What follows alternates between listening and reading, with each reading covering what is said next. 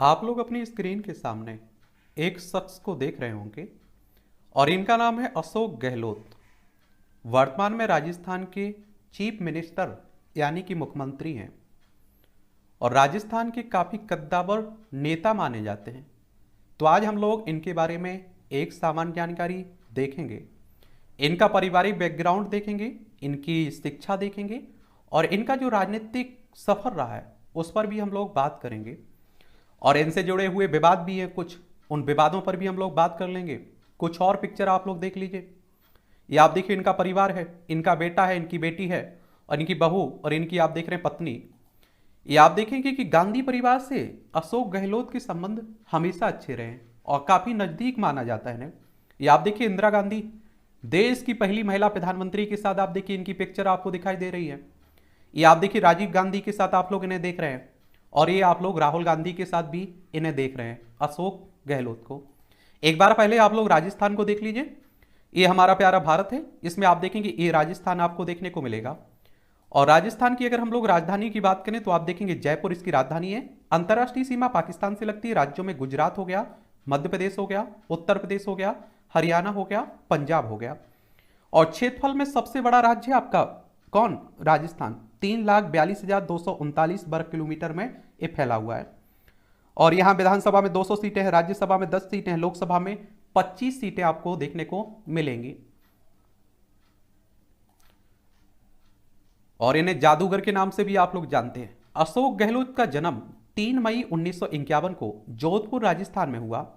स्वर्गीय श्री लक्ष्मण सिंह गहलोत के घर में जन्मे अशोक गहलोत ने विज्ञान और कानून में स्नातक डिग्री प्राप्त की हुई है और अर्थशास्त्र विषय को लेकर उन्होंने स्नातकोत्तर डिग्री प्राप्त की है, यानी कि मास्टर डिग्री प्राप्त की हुई है।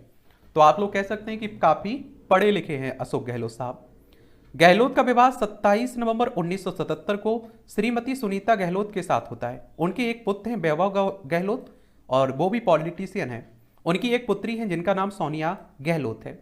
गहलोत एक जमाने में जादूगर रह चुके हैं और राजस्थान की राजनीति में जादूगर की भूमिका निभाने वाले गहलोत माली जाति से संबंध रखते हैं। कौन सी जाति? माली जाति से संबंध रखते हैं। कॉलेज से ही इन्होंने राजनीति में कदम रख लिया था और कॉलेज टाइम से समाज सेवा और राजनीति से जुड़े गहलोत अचानक राजनीति में अधिक सक्रिय हो गए। वह कॉलेज के छात्र संघ में उप मंत्री भी रह चुके और स्काउट गाइड से आप देखेंगे लेकर वाद विवाद प्रतियोगिता तक वह अधिक दिलचस्पी दिखाने लगे थे। गहलोत पहले डॉक्टर बनना चाहते थे, इसलिए उन्होंने जोधपुर विश्वविद्यालय में एडमिशन भी लिया था, पर उनकी किस्मत राजनीति में थी और इकोनॉमिक्स में पोस्ट ग्रेजुएशन करने के बाद गहलोत ने छात्र संघ का चुनाव लड़ा और चर्चा में आ गए। क्या हो गए? चर्चा में आ गए।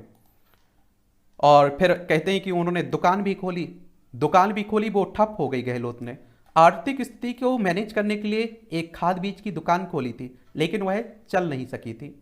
1.5 साल बाद दुकान ठप होने के बाद गहलोत पूरी तरह से राजनीति में कूद पड़े थे और महात्मा गांधी से प्रभावित होने के कारण उन्होंने सेवा धर्म को अपनाया। इसलिए आज भी गहलोत की सादगी और अनुशासन की मिसाल दी जाती है।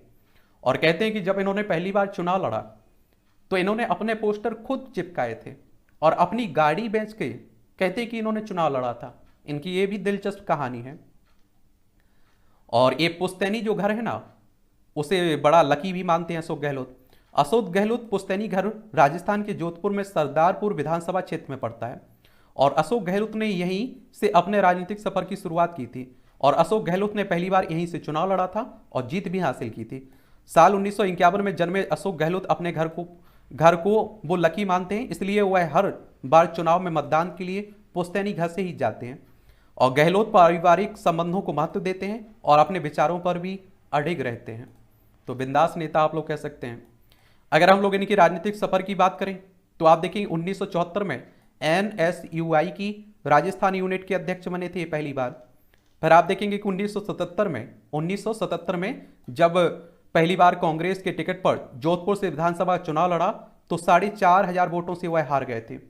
और आप देखते हैं कि कांग्रेस की बात करें तो एक पुराना राजनीतिक दल है। 28 दिसंबर 1885 में इसकी स्थापना हुई थी देश की आज़ादी के लिए और इसके पहले अध्यक्ष थे WC बनर्जी, व्योमेश चंद्र बनर्जी। इसके संस्थापक थे AO ह्यूम। 1979 में आप देखेंगे कि नगर जिला कांग्रेस कमेटी जोधपुर के अध्यक्ष नियुक्त हुए और आप देखेंगे कि 1980 में जोधपुर संसदीय क्षेत्र की 7वीं लोकसभा के लिए चुने गए और 8वीं 10वीं और 11वीं 12वीं लोकसभा में जोधपुर निर्वाचन क्षेत्र का प्रतिनिधित्व किया था इन्होंने। फिर आप देखिए 1980 में लोक लेखा समिति के सदस्य के रूप में भी इन्होंने काम किया। 1982 में राजस्थान प्रदेश कांग्रेस कमेटी के महासचिव भी नियुक्त हुए। फिर 1982 में वो संघ के पर्यटन विभाग के निर्वाचित उप मंत्री बने। 1983 में वो संघ के पर्यटक और नागरिक उड्डयन के उप मंत्री बनते हैं। 1984 में उन्होंने खेल विभाग के लिए केंद्रीय उप मंत्री के रूप में भी काम किया। 1985, 1994, 1997 में वे राजस्थान प्रदेश कांग्रेस कमेटी के अध्यक्ष भी बनते हैं। 1991 में संचार पर सलाहकार समिति लोकसभा में नियुक्त किए गए थे। और देखिए 1991 में वे रेलवे की स्थायी समिति 10वीं और 11वीं लोकसभा के सदस्य के बने थे, रेलवे की स्थायी समिति के। और ये 1998 में राजस्थान के मुख्यमंत्री बने थे पहली बार। कब? 1998 में। फिर आप देखिए 1999 में सरदारपुर जोधपुर विधानसभा क्षेत्र के विधायक के रूप में इन्होंने काम किया। 2008 में उन्होंने फिर से राजस्थान के मुख्यमंत्री के रूप में काम किया। 2017 में अखिल भारतीय कांग्रेस कमेटी के निर्वाचित महासचिव बनते हैं। 2018 में वो 15वीं राजस्थान विधानसभा के लिए सरदारपुरा विधानसभा क्षेत्र से फिर से चुने जाते हैं। और यहाँ आप लोगों को एक बात और बता दूं, अगर आपको विधानसभा का चुनाव लड़ना है, विधायक बनना है, तो आपकी उम्र कम से कम 25 साल होनी चाहिए और अधिकतम की कोई सीमा नहीं रखी गई है। और इनका चुनाव, विधायकों का चुनाव डायरेक्ट जनता यानी कि मतदाताओं के द्वारा होता है। अगर आपकी उम्र 18 साल हो चुकी है तो वोटर सूची में आपका नाम जुड़ चुका होगा, आप लोग वोट डालने भी जाते होंगे। और अगर आपको लोकसभा का चुनाव लड़ना है तो आपकी उम्र कम से कम 25 साल होनी चाहिए। अधिकतम उम्र की यहाँ भी सीमा नहीं रखी गई। इनका चुनाव भी मतदाताओं के द्वारा, डायरेक्ट जनता के द्वारा होता है। और ये आप देखते हैं कि 2018 में वह तीसरी बार राजस्थान के 15वें मुख्यमंत्री बने थे। तो अभी तक का राजनीतिक सफर यही है। आगे क्या रहता है ये तो आने वाला वक्त ही बताएगा।